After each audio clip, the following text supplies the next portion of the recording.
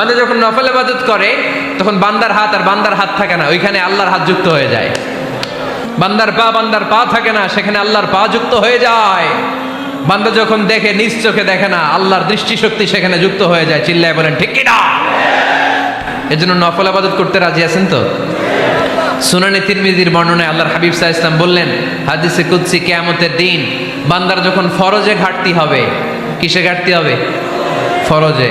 আল্লাহ পাক বলবেন, উনজুরু হাল্লি আবদি মিন তাতাওয়ু, ও ফেরেশতারা দেখো তো আমার বান্দা নফল করছে কিনা। ফরজে যেহেতু তার ঘাটতি, দেখো তো আমার বান্দার কোনো নফল ইবাদত আছে কিনা। ফেরেশতারা বলবে আছে। আল্লাহ বলবেন, তাহলে ফরজগুলার যেহেতু ঘাটতি, নফল থেকে কিছু এনে ফরজে বসায় দিয়ে ওগুলোর ফরজ বানায় দাও। এজন্য নফল ইবাদতের দরকার আছে না নাই? ফরজ তো করাই লাগবে, এটা কম্পালসারি, এটার মাফ নাই, এটা অব্লিগেটরি। নফল করে আল্লাহর কাছে যাওয়া যায়। নফল হচ্ছে ওভার টাইম, যে আল্লাহর কাছে যেতে হলে কি করতে হয়? সেজদা দিতে হয়। আর সুন্নাহর আলোকে আমরা জানলাম আল্লাহর কাছে যেতে হলে কি করার মাধ্যমে কাছে যেতে হয়? আওয়াজ করে বলেন, নফল ইবাদত করতে রাজি আছেন সবাই? সবচাইতে শ্রেষ্ঠ নফল ইবাদত হচ্ছে কোরআনের তেলাওয়াত, ঠিক কি না?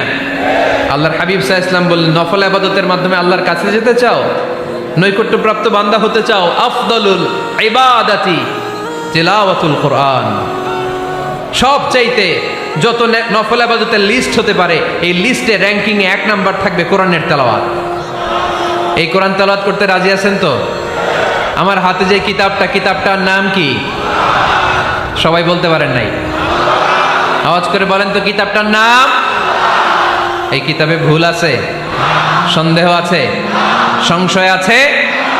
এটা আলোর পথ দেখায়। এই কিতাব মানুষকে মানুষের মতো মানুষ বানায়, ঠিক কিনা? গরুর পেট থেকে বেরোলে ওটা গরু, ছাগলের পেট থেকে বেরোলে ওটা ছাগল হয়, মানুষের পেট থেকে বেরোলে ওটা মানুষ হয় না, ওটার মানুষ বানাইতে হয়। মানুষ বানানোর জন্য কোরআন পড়ার দরকার আছে না নাই? তাহলে নফল ইবাদত করে আমরা আল্লাহর নৈকট্য পেতে চাই। 1 নাম্বার যে ইবাদতের কথা আপনাদেরকে শোনালাম সেটা হচ্ছে কোরআনের তেলাওয়াত। রাজি আছেন সবাই? ফজরের পরেই এই নিমসার এলাকায়, এই কুমিল্লা এলাকায় কোরআনের সুমধুর বাণীতে আমাদের গ্রামগুলো মুখরিত থাকতে হবে। আওয়াজ করে বলেন ঠিক কিনা?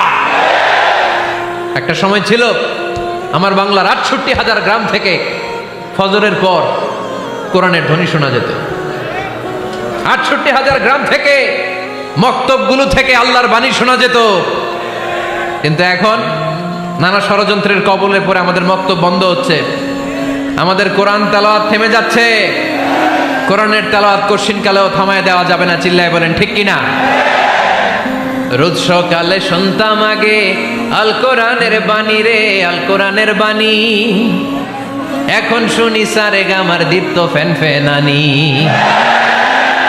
ধর্মপ্রাণ মুসলমান আজকাল হয়েছে মডার্ন। ধর্মপ্রাণ আমরা বড়ই ধর্মপ্রাণ। নামাজ রোজার কিছু নাই, ভুলেও ধরি না কোরআন। ধর্মপ্রাণ ঠিক না?